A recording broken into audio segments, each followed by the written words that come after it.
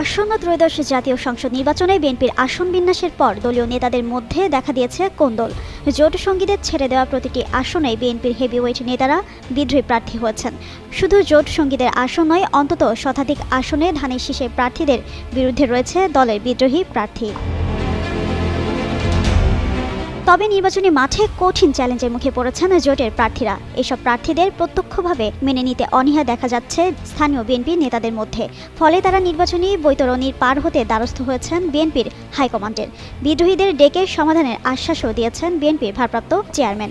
ইতিমধ্যে বিদ্রোহী প্রার্থী হওয়ায় দলের 9 নেতাকে বহিষ্কার করা হয়েছে।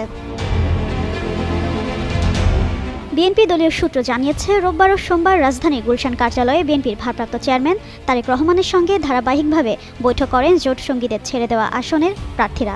এর মধ্যে রয়েছেন ব্রাহ্মণবাড়িয়া 1 আসনে জমিয়তে উলামা ইসলাম বাংলাদেশের মাওলানা জুনায়েদ আল হাবিব, ব্রাহ্মণবাড়িয়া 6 আসনের গণসংহতি আন্দোলনের সমন্বয়কারী জুনায়েদ সাকি, ঢাকা 12 আসনে বিপ্লবী ওয়ার্কার্স পার্টির সাইফুল হক, বগুড়া 2 আসনের নাগরিক ঐক্যের সভাপতি মাহমুদুর রহমান মান্না। এসব আসনে বিএনপি বিদ্রোহী প্রার্থী থাকায় উদ্বেগ প্রকাশ করেন তারা।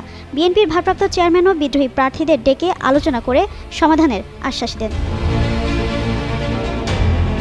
এদিকে ব্রাহ্মণবাড়িয়া 2 আসনের সবচেয়ে চ্যালেঞ্জের মুখে পড়েছেন জুনায়েদ আল হাবিব। ওই আসনের স্বতন্ত্র প্রার্থী হয়েছেন সদ্য বহিষ্কৃত বিএনপির কেন্দ্রীয় কমিটির সহ আন্তর্জাতিক বিষয়ক সম্পাদক ও সাবেক সংসদ সদস্য ব্যারিস্টার রুমিন ফারহানা।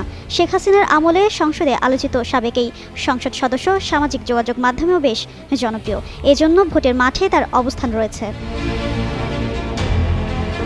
সম্প্রতি জাতীয় দৈনিক মানবজমিনকে জুনায়েদ আল হাবিব বলেন, রুমিন ফারহানাকে দল থেকে বহিষ্কার করা হয়েছে, তাই বহিষ্কৃত নেতার পাশে দলের কোনো নেতাকর্মী দাঁড়ায় না। তবে রুমিন ফারহানা বলেছেন, দল বহিষ্কার করলেও এলাকাবাসী তাকে বহিষ্কার করেনি। সাধারণ মানুষ তার সঙ্গে রয়েছে বলেও দাবি এই স্বতন্ত্র প্রার্থীর। যদিও বিদ্রোহী প্রার্থীদের বিরুদ্ধে সাংগঠনিক ব্যবস্থা নেওয়ার হুঁশিয়ারি দিয়েছে বিএনপি।